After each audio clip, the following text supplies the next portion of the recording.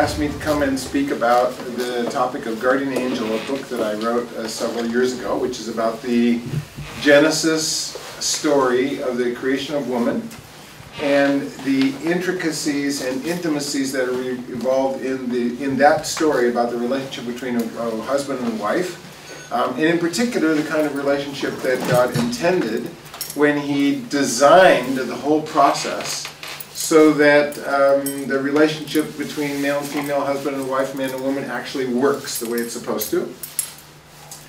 It's all actually part of the Genesis story, which we probably know pretty well, but actually probably haven't thought about in great detail, especially from a Hebraic perspective. So what I'm going to do is help you understand what was happening in the Genesis account from the Hebrew point of view, and we're going to deal with several of the key important Hebrew words that come in that account, and then some of the assumptions that are behind the account that aren't actually talked about. Things like, why was the snake in the garden in the first place? I mean, there are issues that the Bible doesn't address, which are kind of like the white elephant questions in the room. Right? If God made the garden, why did He allow the snake in there? Wouldn't it have been easier not to let the snake in? Or why put the tree of the knowledge of good and evil in the garden if you know that it's going to cause all those problems? Right? So those kinds of questions we need to deal with because we need to understand the full ramifications of the story so that we can take that Genesis story and use it to understand why Paul says the kind of strange things that he does. You know, why does Paul say, I don't allow a woman to teach a man and have authority over a man, she should remain quiet? And why does he say those things? I mean, obviously, women have a voice. And in fact, if you look at what happens in the New Testament documents, you see that, there are priestesses and there are female contributors to the church, and Paul even actually recognizes one woman as an apostle. So why would he say those crazy things? And the reason that we have to deal with all that is because if we don't understand what's happening in the Genesis account the way that Paul understood it, because Paul is a Jewish rabbi, of course, and he knows the Genesis account very, very well. If we don't understand what's happening in the Genesis account, then we'll have a really hard time understanding what's happening in the apostolic documents, because Paul constantly cites the Torah, the Genesis account, in order to give justification for the statements that he makes, right? So, for example, when he says that a man is the head of a woman, if we don't understand what he means by the word kephale, for head, then we're going to get very confused in our interpretation of what that means, right? And the only way that we can understand that is to first understand what happens in the Genesis account. So what we're going to do is we're going to take some time today to look at the Genesis story in some detail. Then we're going to talk about how it applies to the New Testament documents. And then after that, tomorrow we're going to take some time to actually do some practical exercises with you and your spouse, hopefully, or significant other, fiance, whatever, so that you can start to see how this Genesis story actually works in the real world where we live, okay? So I'm going to walk you through some of this Genesis story, and because it's a nice small group, if you have a question along the way, you just stop me and we'll say, okay, yeah, that's a really great question, and I don't know the answer, and things like that. And we'll just continue so that, because the important thing is that you really understand what the story is about, right? It's not just the collection of words that we sometimes read, but actually has real meaning behind it, and so we want to go slow enough so that everybody gets it. Now, the bottom line of this is that you can purchase the book Guardian Angel, which will go into great detail on this, unfortunately. Even though I had an entire case of those books sent over here, the last time I spoke in Birmingham, they bought them all. So the only two choices now are to download the PDF on the internet, which you can do, and I'll show you the website for that, or to order it and have it shipped from the United States, which is really expensive, or you just have to wait until I come back and we'll bring some more, okay? So let's see what we can find out about Guardian Angel. All right. So the first thing we need to do is, in order to understand the Guardian Angel story, we need to recognize that the story doesn't begin in chapter 2 with Adam and Eve. The story actually begins with the formation of the heavens and the earth. Remember? And that story, because it's about the formation of the heavens and the earth, will set the stage for what God does in chapter 2 and in chapter 3 when we have to deal with disobedience. So the first thing is to recognize that the place to start is with the first statements about what it means to be a human being, how God created men, what the whole purpose of God's creation activity is, and then we can go from there, okay? So I want to start you with sort of the fundamental verse. And the fundamental verse is Genesis 1, 26 and 27, and I'm sure you already know this verse, so that you can just tell me what the verse says, and then we'll examine it, right? That verse is, without looking at your phone, can you tell me what the verse says? Let me give you a clue. It starts off like this. And God said, let us make man in our own image, right, and according to our likeness, and let them rule over the fish of the sea and the birds of the air. Remember that verse now? Okay, so why is that verse important? Why is that verse so important to understanding what God's going to do when we get to chapter 2 and he starts talking about the creation of man? Well, the first thing that we have to recognize is that the verse, and this is actually true of the whole Bible, wasn't written to us. You know, the Bible wasn't written for us. The Bible was written for the audience of the prophetic revelation at the time that the revelation was given, right? So tell me who the audience was that the Genesis story was written to. Mount Sinai. At Mount Sinai, that's right. The audience were the children of Israel who came out of Egypt, right? Look, the story wasn't written for Adam and Eve. It wasn't written for Noah. It wasn't written for Abraham, right? It's about them, but it wasn't written to them. So that means that if I'm going to understand the language and the meanings of the words that are used in that language, I must understand them from the perspective of the audience who first heard the story, right?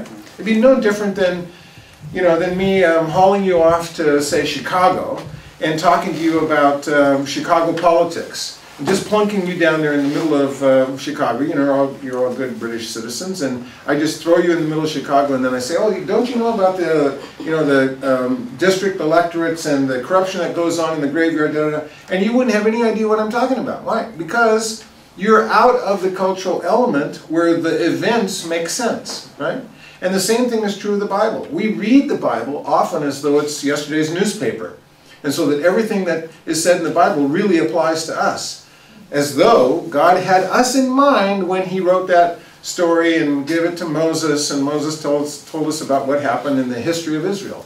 But the truth of the matter is he didn't write it to us. And so in order for us to understand it, it's like you trying to read Shakespeare and not knowing anything about the background, the culture, the history of the time when Shakespeare wrote. Okay? I mean, it'd be very difficult to read. Doesn't Shakespeare have a Henry VIII play, or Henry V, or Henry VI, or Henry XII? I don't remember. Right? What is there, a Henry VIII? I don't know Shakespeare. Oh, you don't know Shakespeare and you're British? My goodness gracious. How could you survive?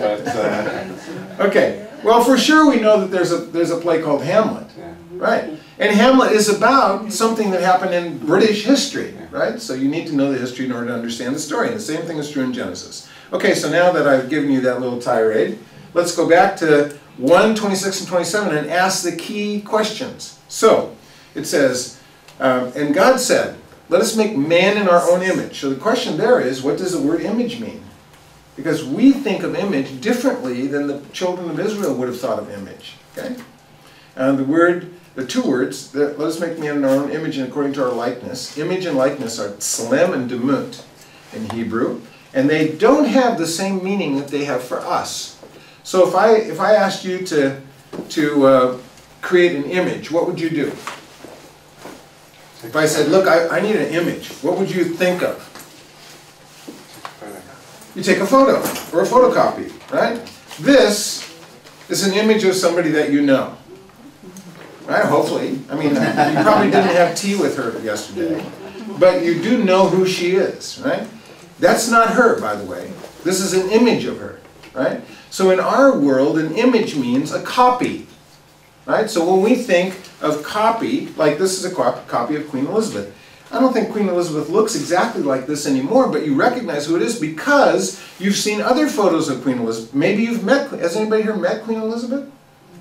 Okay, so you haven't, I haven't met President Obama. Does it count if you kind of saw her and waved to her in front of you? Oh yeah, there you go. That's what she was right in front. She was right in front. She was right in front. That's right in front. There you go. And she looked just like this, right? No, of course she didn't look like this. She wasn't wearing a crown. She didn't, you know, she looks, in this picture, she's probably in her mid-40s or something. Anyway, the whole idea is we recognize this because we think of image as copy. And it doesn't have to be an exact copy, does it? This isn't an exact copy of Queen Elizabeth, but I know who it is from the picture, right? Okay. Is that what it means when it says, and God said, let us make man in our own image? Did he mean let us make man according to a copy of God? Well, that's a really interesting question, because if we think of image as copy, then we ought to be a copy of the way that God is. Okay? So tell me the way that God is. Let me see. There are the three Oms. Omnipotent, omniscient, omnipotent. Right? Right? The three Oms. Omniscient. What does omniscient mean? God knows everything. Okay? What does omnipotent mean? God has all power. Okay? What does omnipresent mean? God is everywhere. Ah, and that's just like us, right? We know everything. Sometimes we think we do. We know everything. We can do anything, and we're everywhere all at once. Is that true? No, of course it's not. So those three things which we consider very important to the, quote, image of God aren't true of us at all, right? How about the rest of them? Holy. Anybody here stand up and say, look, I'm perfectly holy? Okay. How about perfect? How about eternal? How about immutable? Impassible? Right? You see, when we go down the list of attributes, all those things that we typically characterize of God, guess what? None of them are true of us. Right? And in fact, that particular method of theology called the via negativa has been part of the Christian tradition since Thomas Aquinas in the 1200s. Right? So in the 1200s, Thomas Aquinas, who's a very, very famous Catholic theologian, wrote the Summa Theologica, and when he wrote that long book, he included a chapter called the Attributes of God. The Attributes of God included all those things that we normally ascribe to God, to say what kind of person God is. And the amazing thing is, none of them are true of us. Not one single one. Right? So how can the verse say, let us make man in our own image, if everything that we think about God isn't true of us? God should have said, let us not make man in our own image, but according to some other characteristic much less than us. But he doesn't say that, does he? No, it's okay. You know, it's okay. It's fine. I'm glad you came. Okay? And since you came last, I get to ask you the first question. So the whole point is this.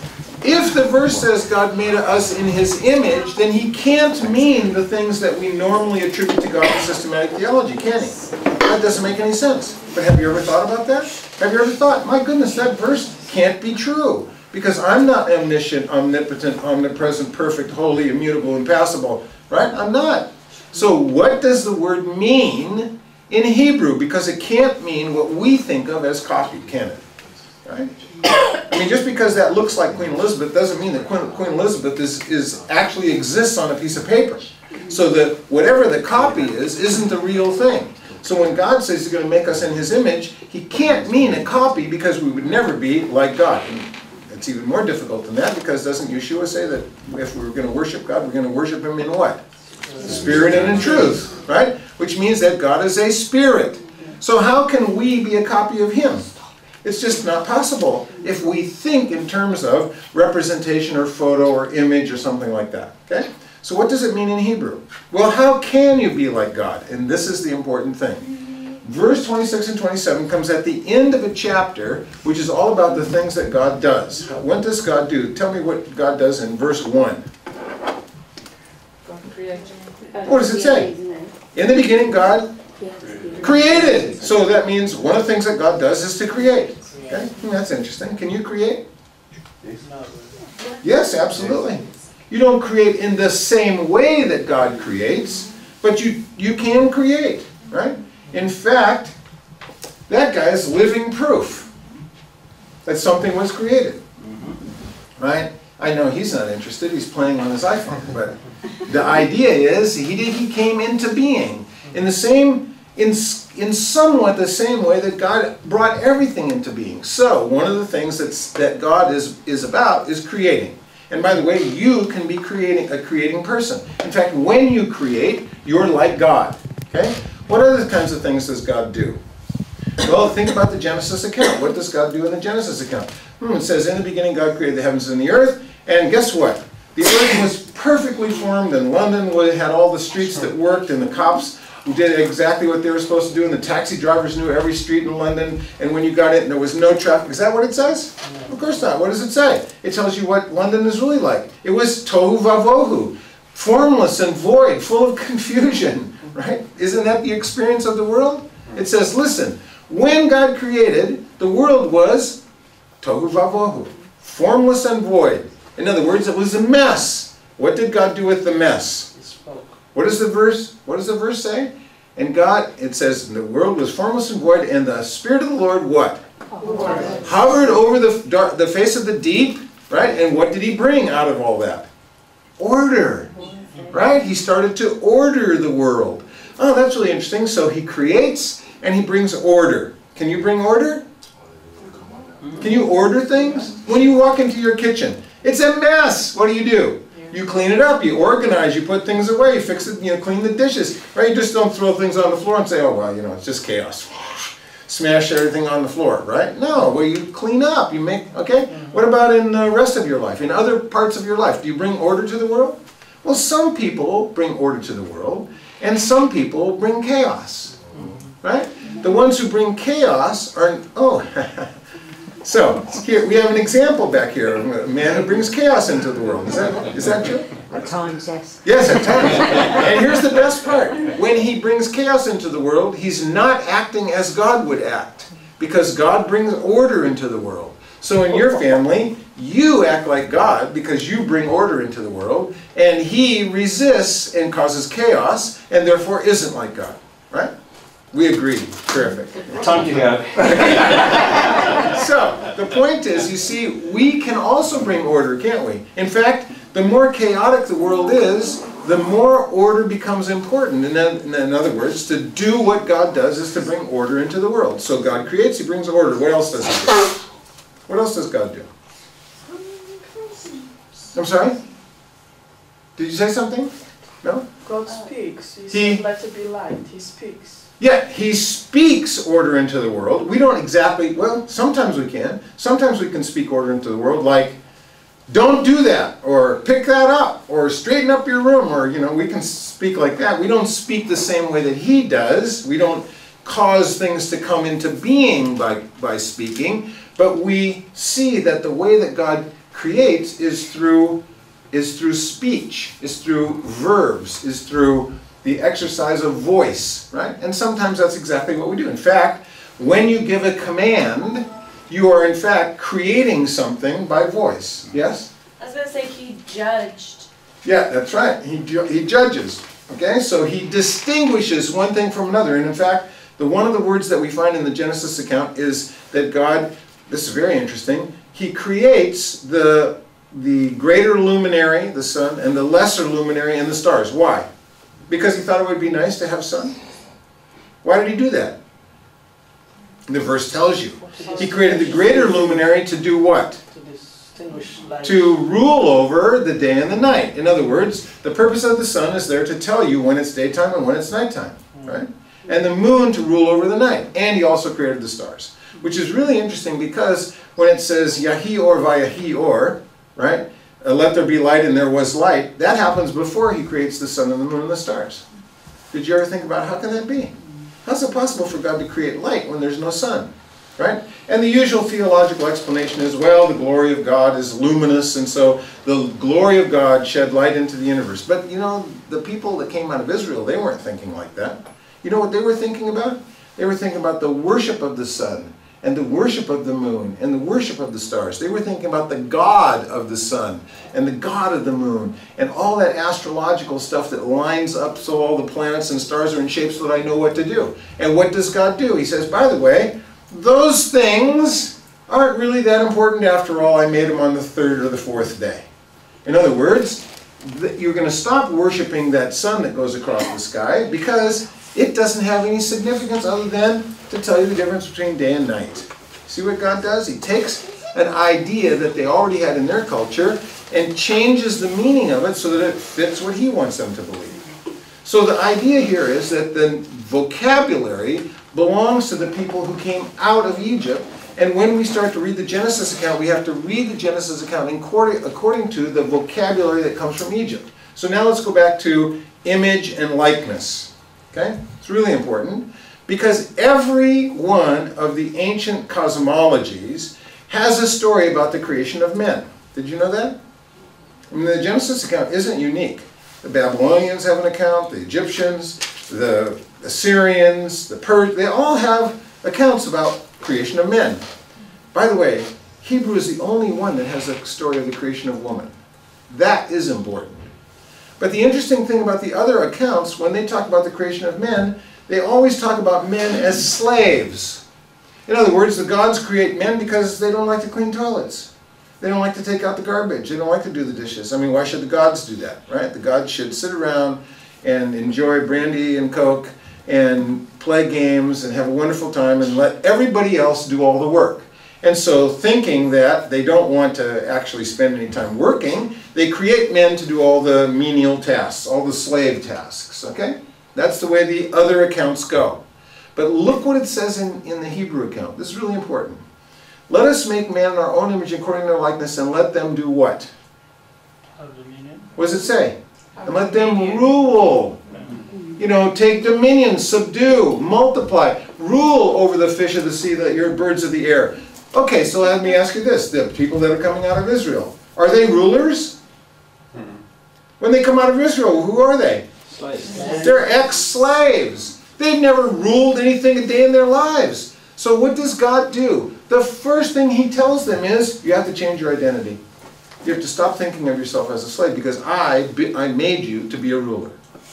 Right? I didn't make you to be a ruler instead of me. I made you to be a ruler under me because I'm sovereign. I'm the king of the universe, right? And you have a place a role to play under that. But guess what? I didn't make you to be a slave. Now, how important is that for a group of people just coming out of out of Egypt, who've been slaves for 400 years? How important is it for them to be told by their God, you aren't a slave? You see how different that is?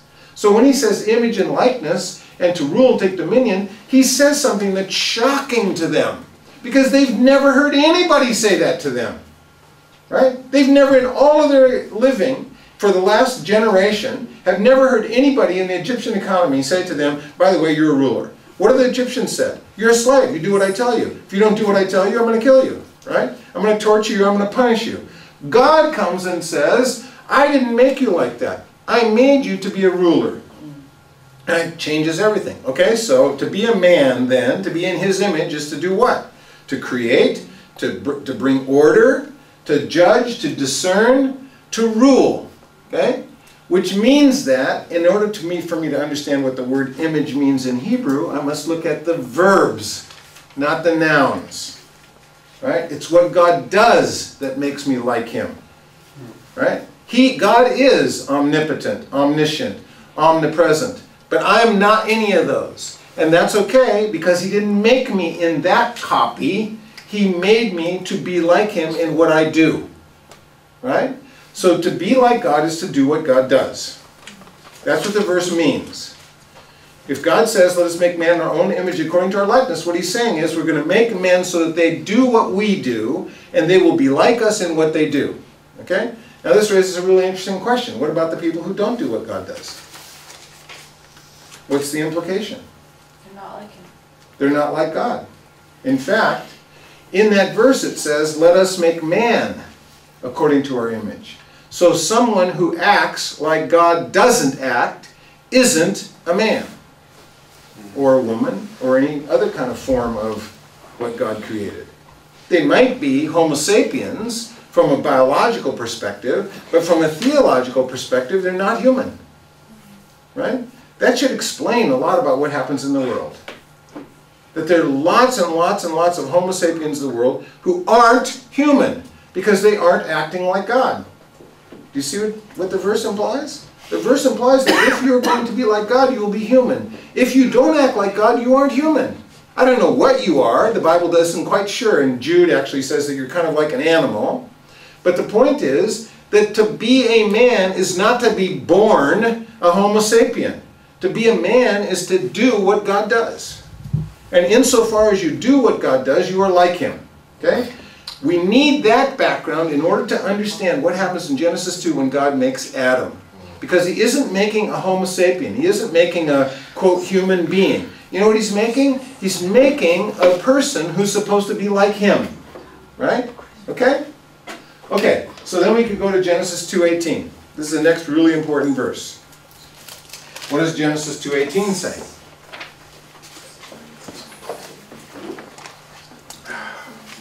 Every man should know this verse. By heart, by the way. It's not good for man to be alone. Oh! It's not good for man to be alone. My goodness, you mean God actually intended her to be in your life? Amen to that. Hallelujah. Yeah, I'm glad you said that. Yeah. So she. But that's not what the verse means. Isn't it amazing? Because think about this verse. And it says, and God said, it's not good for man to be alone. I will make for him. And now we have this terribly translated word, the two words in Hebrew, ezer kenegdo. I will make for him, and it's translated helpmeet, helper, suitable to him, da-da-da, all this nonsense that they're trying to capture these two words, which we're going to spend a lot of time about. But let's just start with the first verse. It's not good for man to be alone. So here's the, you know, as long as you came in last, you might as well be my victim. Come up here. So here's, we're going to use him as the victim. How are you? What's your name? Craig. Craig, okay. I want you to meet Adam. Okay? This is Adam in the garden. Of course, you have to strip down a little bit. Okay. All right, so here's Craig, Adam in the garden. And guess what? God says it's not good for him to be alone. So let me ask you, Craig, do you have a relationship with God? If you're in the garden? Yes. Yeah, you do. Do you have a relationship with the animals? Yes. Of course you do. You have a relationship with the garden? Yes. Yeah. Are any of those relationships in trouble? Not at that point, no. No, they're not. In fact, they're perfect. A perfect relationship with God, a perfect relationship with the animals, a perfect relationship with his environment. So what do you need? I need a woman. Yeah. Except you don't know that. You don't know that because there is no such thing as a woman in the world. And as far as you're concerned, you have a perfect relationship with everything in your environment. With God himself, with the animals, and with the environment. So here's my question. Would you rather have a perfect relationship with God, the animals, and creation, or a woman? Oh, that's naughty. Yeah. And that's Adam's problem, right? Because Adam doesn't know what he's missing, right? True. He can't know what he's missing because he has a perfect relationship. No sin, no problems, no miscommunication, and so why does God say it's not good for him to be alone? He's perfectly connected to everything. But here's the problem. Adam doesn't know that he's perfectly connected. You see, he just is, but he has no experience of what it means to be anything else because he's always been like that. So Adam doesn't know what it means to be conscious of himself as a being in a perfect relationship. Because there's never been anyone outside of Adam for him to voluntarily submit to. And that's the key, right? In other words, you look in the mirror as Adam and you say, oh my goodness, Adam, are we going to do something fun today? Well, of course we are. Oh, Adam, what should we do today? There's no dialogue. There's no, you don't have to debate with yourself about what you're going to do. This is the lovely part about having a wife. Yeah. Right. You get to debate what you're going to do because she opposes you. If you didn't have a wife, you would just do whatever you want to do and no one would oppose you, and that's Adam. Adam doesn't have anyone outside of himself to help him realize who he is. So when God says it's not good for him to be alone, he doesn't mean he doesn't have companionship. Of course he has companionship. He has God, he has the animals, he has the perfect environment. If he wants to go fishing, he goes fishing. If he wants to take a swim, he goes swimming. If he wants to lay on the beach, no problem, right? Because no one's there to say, hey, by the way, you're going to get sunburned. Nobody says anything like that, right? Have you been talking? Right? Nobody says any of that because Adam doesn't have consciousness of himself outside of himself so that he has self-awareness, okay? So when God says it's not good for him to be alone, he means that Adam needs someone who's like him who isn't him, so that he can voluntarily learn how to submit. And that's the key. He needs to learn how to submit to God, and he needs to learn how to submit to others. Okay? right? Love that. So you need her in order to know who you are. That's what Adam needs. He needs her in order to know who he is. Okay? That's good. Yeah. I know it's good. I wrote it. Okay. And that leads us to Genesis 2:23. And now you'll see the link between not good for him to be alone and what Adam says. So Genesis 2:23, what does it say? Oh, by the way, Craig Adam, this is after the woman shows up. What does Craig Adam say? 2:23. Mm-hmm. It says, the man said, "This is now bone of my bones and flesh of my flesh. She shall be called woman, for she was taken out of man." Yeah. In other words, what he says is, oh, she is perfect for me. This is what I've been missing the whole time. She is bone of my bone, flesh of my flesh. She is me outside of me. Right? Okay? I mean, it says in the beginning, God created a male and female. So we know that God didn't make Adam as an androgynous being. You know, he was a little bit female and a little bit male all wrapped up in one. Nope, that's not how it worked. How it worked is God created the male and then said, you need someone outside of yourself who comes from you, who looks like you, who feels like you, thinks like you, who isn't you, so that you can become aware of who you are. Right? And when Adam sees that, I mean, it's heaven on earth. Right? He's got it. Okay? And he says something really, really important in that verse. He says, she shall be called a woman because she comes from man. Okay? Now in Hebrew, it says she shall be called Isha because she comes from Ish. Why is that important? Because this is the first time in the text that the word Ish is ever used. Okay? And it doesn't mean man. Oh, you're going to say, wait a minute. Every time Scripture uses the word Ish, it's always translated man. And I agree with you. All the lexicons and all the dictionaries tell you that Ish means man. But it doesn't. It doesn't mean man. Because if you look at the way it's used in the text, it's never about a copy. That would be a Greek way of understanding the word man. A Hebrew way of understanding the word man is not the noun copy, but the verb action. Right? So the word ish for man means the summary of all the relationships that make me who I am. I'm a man because I have a wife, I have a daughter, I have sons, I have parents and grandparents, I have a family connection to my neighbors, I have a tribal connection, I have a national connection, I'm connected to my God. All those connections make me who I am. And in Hebrew, if I take the connections away, I stop being who I am. Right? In other words, the reason that Craig Adam needs the woman is so that he can become who he is. Right? He is Ish in the presence of Isha. He is the relationship between them in the presence of the one who creates the relationship. Okay? And it's very interesting that God doesn't use that word of Adam. God uses the word Adam. Right? Adam uses the word Ish. So here's what it says. That when he encounters the woman, he recognizes that his very identity has changed. And he is no longer Adam. He is now Ish. Because Ish is a relationship word. It only works in the relationship. It's not that I'm man and she's woman. It's that I am different in my relationships now that she exists. Right? And in fact, this is exactly what every woman wants to know. Every woman wants to know that the man in her life changes who he is because of her. And that's what the verse says. Adam says of himself, I am no longer Adam. I am Ish because of Isha. And the very next verse, it goes right back to talking about Adam. Right? Isn't that important? You would need to know that. Unfortunately, you can't see it in translation because you don't see man, woman, Ish, Isha, unless you understand the context of this verse, and then you see to yourself, my goodness, why would Adam use the word Ish and Isha when all the time it's been Adam, Adam, Adam? And it's because the reason God says it's not good for him to be alone is because somebody else has to create the self-identity that he needs, the awareness that he needs, so that he can recognize who he is, and in her presence, he changes. Right? She plays a really important part. In other words, what this verse implies is that he can't be what God wanted him to be without her. Okay? So, Genesis 2:24.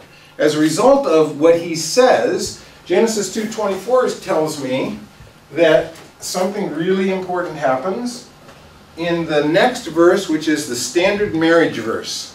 What is the standard marriage verse?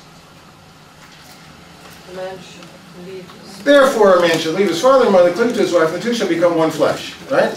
And we think, oh yeah, that's about the one flesh part. Unfortunately, it's not.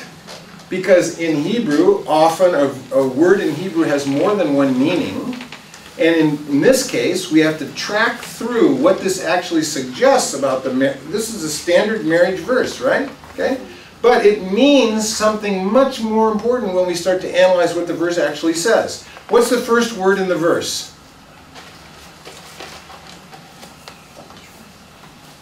Genesis 2:24. What's the first verse? The first word? For. Therefore, or for, right? It doesn't. The first word is not a man should leave. The first word is therefore, which means that because of something that's already happened, this is the result. In other words, this is the conclusion of a previous event. What was the previous event? The previous event was she shall be called Isha because she came from Ish. In other words, as a result of the change in my identity due to the relationship that I have with her, therefore I leave my father and mother. By the way, would that verse make any sense at all to Adam? No.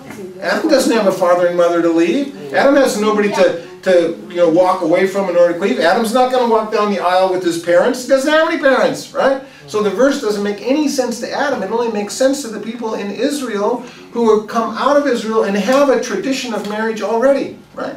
Now look very carefully at what the verse says. It says, therefore, that is, as a result of everything that's already happened, something's going to happen, and for this I need both of you. I told you you're going to be victims because you came here. In my world, punctuality is a The last will be first. Yes. Here's the interesting thing. Here's what the verse says. Now, how long have you been married? About 17 years. 17 years, and you're still hanging in there. Oh yeah. Okay, good. So now we're going to see if you got married like this, because this is what the verse says. Come with me. You stay right there. Okay, here's what the verse says. The verse says, therefore, a man shall leave his father and mother, which means you, as the groom, walk down the aisle with your father. Right? The father gives you away to the woman. A man shall leave his father and mother and cleave to his wife. Okay, there she is, son. Okay? And the two shall become one. Is that how you got married? Yeah. Really? That you'd be the first people I ever met in the Christian world who got married with you standing at the front. No, I was just way around, yeah. Oh, that's right. Yeah. Something happened. You read the verse that says a man shall leave his father and mother, and you walked down the aisle with your parents and got given away to him. Okay? Where did that tradition come from? Because that's not what the verse says. The verse says that he's the one who gets given away to you. Right? Where did the tradition come from that you stand at the front and she was given to you? You probably don't know. No. Yeah. It came from the pagan custom of bride price.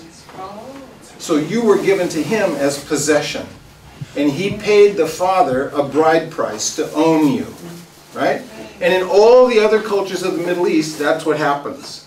You are given away, the woman is given to the man for a price. Your father paid for that woman to be given to you so that you would own her. Right? In the Hebrew idea, it has absolutely nothing to do with you. In fact, the verse doesn't say anything about you. It doesn't say the woman has to love him. It doesn't say she has to take care of him. It doesn't say anything. What does it say? You waited while he came down the aisle and was given to you. You own him. I've been learning this quite recently. Great. Okay? So, would you like to get married now? Because after 17 years, he's been thinking that he's the owner and you've been given to him and there was a bride price. Now what you have to do is say to yourself, my goodness, that didn't happen. That didn't happen according to Scripture. In fact, every Christian ceremony I've ever been to does it according to the pagan custom. Right? Yeah. Why? Because the pagan custom became part of our tradition and we never thought to ourselves, but that's not what the verse says. The verse says exactly the opposite. And it says exactly the opposite on purpose, because this guy is responsible for the relationship. You see, it doesn't say anything about you. It says that he must break the relationship that he has with his previous family commitments. And he must cleave to you. And the word there is davak. It's a Hebrew verb that means to glue yourself together. He must glue himself to you. Do you ever, when super glue came out, did you ever put super glue on your fingers and see? Did you do that? No. No? I've done it by mistake. But Oh, by mistake. Yeah. How easy was it to get your fingers apart? Not easy at all. Yeah, right. In fact, you lost some skin. Probably, yeah. Yeah, that's right. Yeah. So the whole idea is, the verb davak says that he's supposed to glue himself to you in a way that if he ever leaves, he'll tear his skin off. Wow. Okay? That's what davak means. By the way, davak has nothing to do with love. There are other words in Hebrew for love, right? Dov, raya, avad, but that has nothing to do with davak. Davak isn't about love. You don't have to love her. You just have to be glued to her in such a way that if you ever leave, it'll tear your skin off. Right? That's painful. Yeah. And she's going to make it even more painful. Right? The whole idea is this, that if a man makes that kind of commitment, if he makes a commitment so that he's glued to the woman so that anything ever happened to him, it would absolutely rip his skin off to be separated, if that happens, does God have to tell you what to do? Of course not. You know what to do. Because if a man makes that kind of commitment to you, guess what? You give him your heart. Right? So this is a really interesting implication of this verse, because what it says is, you're responsible for the relationship, not her. She was hardwired to do the things that God wanted her to do if you do the things you were supposed to do, which is to cut the relationships off that you had before, glue yourself to her so that you absolutely can't ever escape and be without destroying who you are. And then it says the two shall become one flesh. But one flesh is the word basar, and it does mean this stuff, flesh, right? Fortunately, okay? But it also means something else. Basar is also a verb. And in Hebrew, the verb means to proclaim, to declare, right? So read the verse like this. The man shall break the relationships with his former, former personal obligations, right? It's the same word that's used, by the way, for cutting off idolatry. Okay, so it's really strong. So he's going to break those relationships. He's going to glue himself to you in a way that he can't ever leave you or just rip himself to death. Okay, and the two shall become echad basar, one flesh, which means that they will proclaim one thing. Right? In other words, when you are glued together like that, you should be on the same page. And anybody that sees you should see one, not two. Right? So that you proclaim oneness. Okay? Now isn't this interesting? God starts off with Adam by himself. He creates a woman who is Adam outside of himself so that Adam can be aware of who he is. And then he instructs the man to unite with the woman in such a way that the two become one Adam again. Right? 1 to 2 to 1. And in that process, the unity of God is revealed. Because that's what Echad Basar is about. The unity of God. Okay? So, interesting. This is an interesting implication. All women will appreciate this. The unity of the relationship and the proclamation that God is one depends on what you do, not on what she does. Why? Because God hardwired her to do exactly the things to respond to you in the way that she's supposed to when you do what you're supposed to. Okay? So you have problems in your marriage? Guess whose fault it is?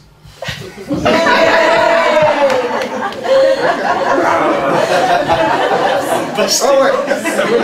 It's okay. She doesn't get off the hook that easily, as we will see. Okay? So now we've seen these background verses. Now we need to go look at how the story goes so that we can understand what God's doing with this separation and reunion. Okay? And here's the first thing. The prime directive is to be an order maker. Remember? So God said, let's make man in our own image, according to our likeness, line, rule, take dominion, subdue the earth, right? Okay, all those words, by the way, only make sense to the children of Israel, because Adam doesn't have to subdue anything. It all works. Adam doesn't have to take dominion. Everything is laid out in front of him, okay?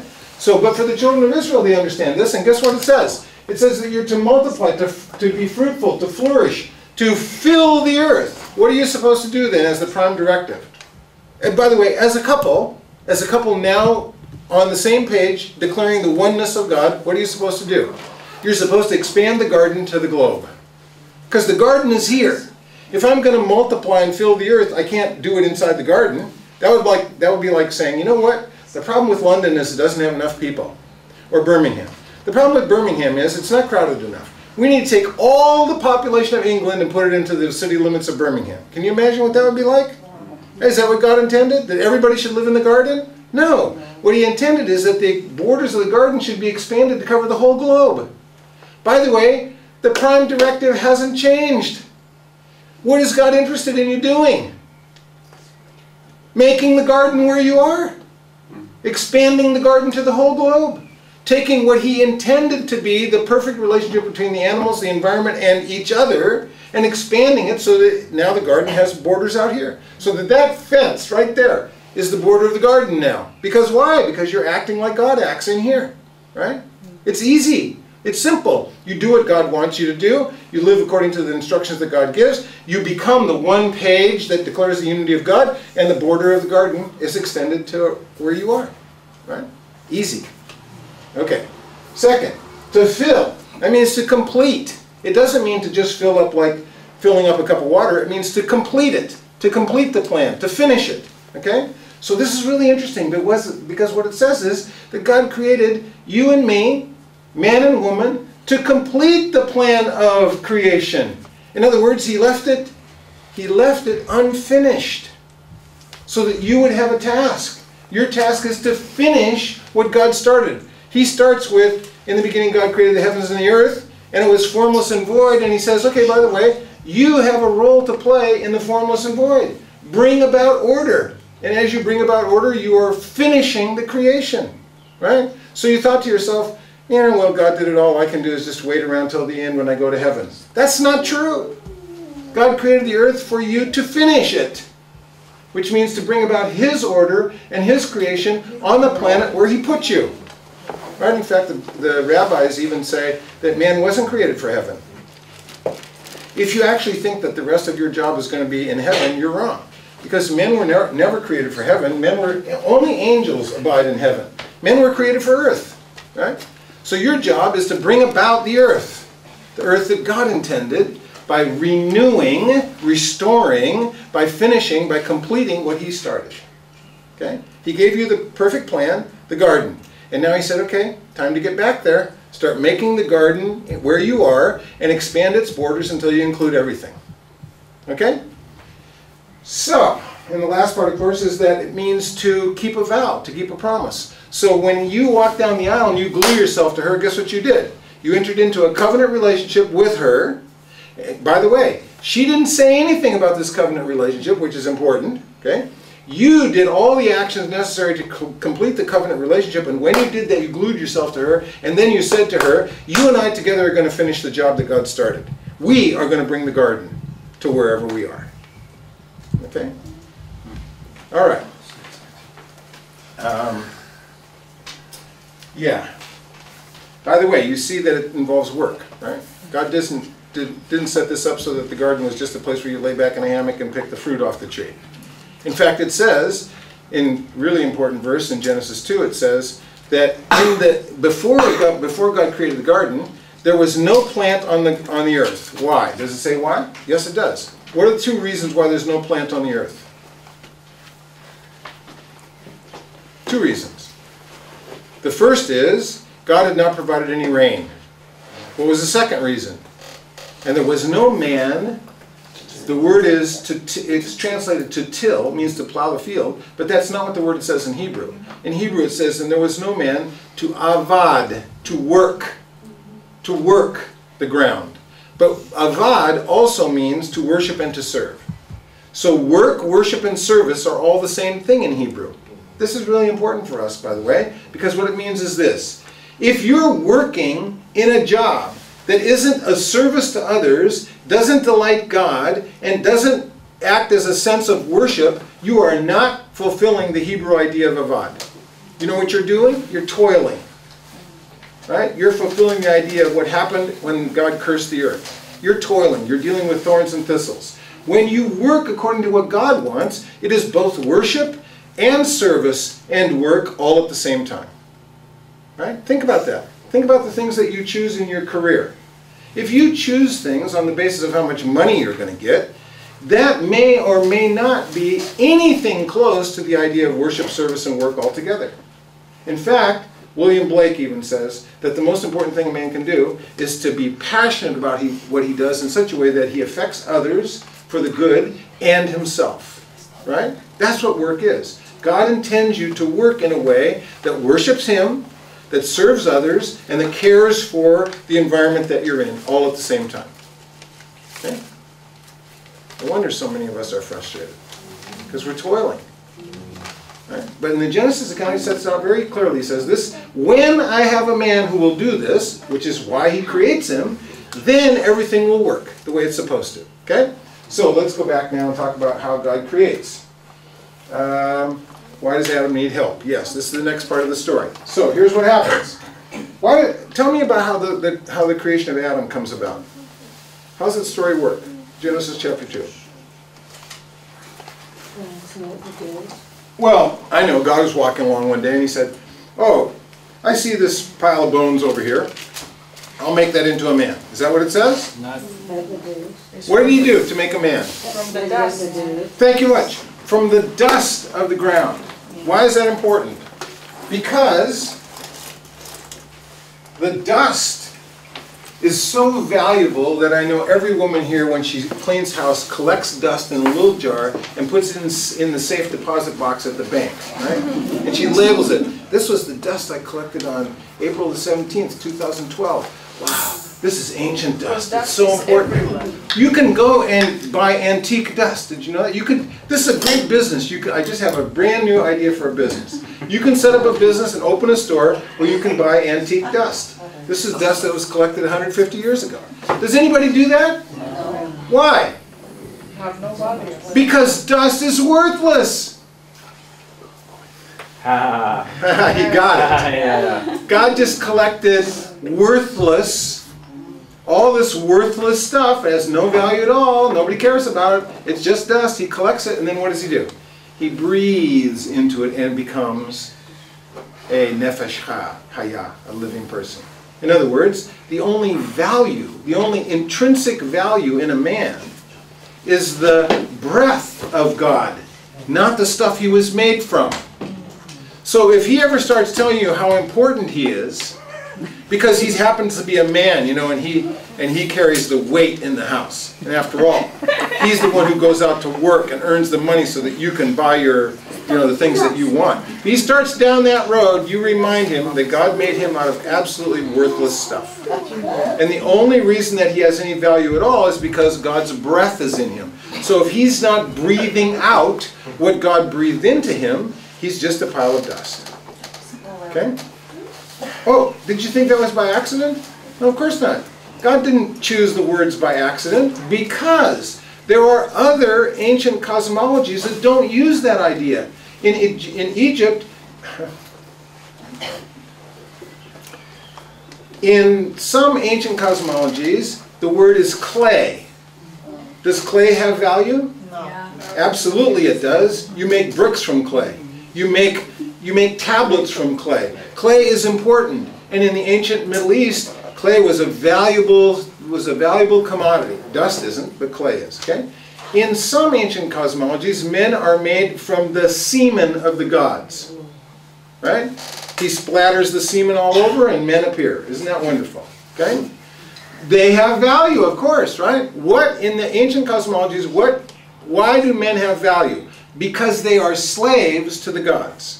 But God doesn't start there. God starts with something that's absolutely worthless, and the only reason it has value is because he put his breath into it.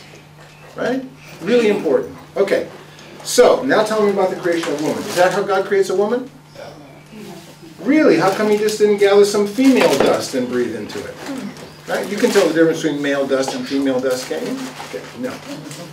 Well, the whole point is that God doesn't create the woman that way for a very specific reason, and we will talk about what the difference is and why it's so important. But I'm just going to remind you that in Hebrew is the only ancient cosmology that has any statements at all about the creation of woman. No other ancient stories even care about the creation of woman. Why?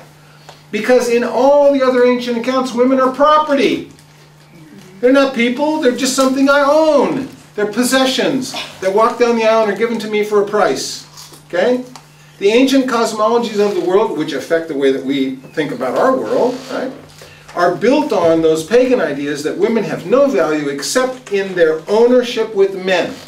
Remember Boaz, when he first sees Ruth in the field? What does he say? Does he say, oh, what's her name? Is that what he says? No. What does he say? Who does she belong to? Whose woman is that? Right? In other words, she has value only by her relationship to someone who owns her. Right? But that's not the way God designed it. God starts with the worthless dust of man, breathes his spirit into him, and then he does something else with the woman. Okay? Let's talk about... You realize, of course, that the Bible didn't have chapters and numbers and all that kind of stuff when it was written, right? That the chapters were added in about the 14th century and the numbers were added after that. Okay? So what we have is a continuous story. We don't have chapter 1, break, chapter 2, break. We don't have that. It's just one story all the way through. Okay? That means that whatever happens in chapter 2 affects chapter 3, whatever happens in chapter 1 affects chapter 2, all that kind of stuff. Okay? So in chapter 2 we find that the man is made... Where's the man made? Inside or outside the garden? No, outside the garden. Because it says, and God put the man in the garden. So it's really interesting. Here's the idea. Man is created from the dust of the ground. He's breathed into the Spirit of God. He becomes a living being, which now has value. And he's prepared to do what God assigned him to do, to work. Okay? He's supposed to work. That is, he's supposed to work, worship, and serve at the same time. Where? In the garden. Well, how did the garden get there? What does Gan Eden mean in Hebrew? It means a wall, a protected walled place that is a delight to the owner. Okay? So the Gan Eden, the Garden of Eden, is the place where God put everything that's delightful to him. Right? God, and in other words, God didn't say, you know what we need in the garden is more trash. So he created litter bins in the garden. Do you think so? No, I don't think so. We need more polluted water. So he just dumped some chemicals into that waterfall. No, that's not what happened. In the Garden of Eden, everything is exactly delightful to God. Okay? You got that? You agree? So what's the serpent doing there? He snuck in the back door when God wasn't looking, right? Or what's the tree of the knowledge of good and evil doing there? I mean, it's the cause of all this damage. But according to the text, both of those things are delightful to God, or they wouldn't be there at all. That raises some really interesting questions, because we look at the serpent and the tree of the knowledge of good and evil as bad things. But God doesn't see them as bad things. He sees them as delightful things, which means that they must fulfill the purpose that God had in mind for them, because everything that's delightful to God has a purpose. God never makes anything without a purpose, and when it fulfills its purpose, it is of a delight to him. By the way, that's true of men and women as well. When you fulfill the purposes God has in mind for you, you delight him. When you don't fulfill those purposes, you don't delight him. It's real simple. The question of life is, am I fulfilling the purposes of God? If I'm fulfilling his purposes, I delight him, I serve others, and I take care of my environment. If I'm not fulfilling his purposes, I don't. It's simple, right? Really easy. Okay? So in this story, the whole idea is to take this man who is now designed for a purpose and put him in a place that's where everything is designed for a purpose. Okay, we got that. Agreed? Agreed. Perfect. Except, it's not good for man to be alone. And now we need to see where that verse comes in this one continuous story. So what happens before God says it's not good for man to be alone? Tell me what happens. Well, God sets up a parade, right? In order to answer that question, God sets up a parade. But before he raises that question, God does one really, really important thing. He puts the man in the garden and then he says, hey, have a good time. I'll see you next year. Is that what he says? What does he say? He gives him one commandment. One. One and only one commandment to determine the purpose of the man. Okay? What is the one commandment? Tell me exactly what it says, because the variation of it will be really important. Okay? What does it say exactly? Well, you're going to tell me in English. That's okay. Do not touch the tree. It says, what does it say? What's the one commandment? You must not eat from the fruit of the tree of knowledge. Okay, but that isn't the beginning of the commandment. The beginning of the commandment is, of all the trees of the garden of the garden, you may freely eat. Right? Yeah. Right? The first part of the commandment is the liberation of God, the liberty that he gives him. You can eat of anything in the garden. In fact, in Hebrew it says akatokel. It means you can feast. It literally means you can eat. Okay? So when you thought you were full, have another meal. Right? It's double eating.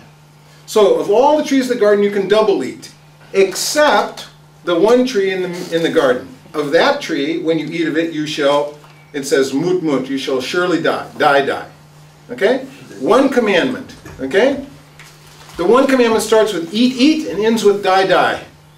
I mean, that's the way Hebrew does things, because it doesn't have exclamation points. If it had an exclamation point, it would just put it after eat and after die. Okay? So, the one commandment says you can eat of everything in the garden. Feast yourself, delight. God doesn't say, and gluttony is a sin. He says, go eat, except for this one tree. Now, have you ever noticed the fact that the commandment is a dietary one? Isn't that interesting?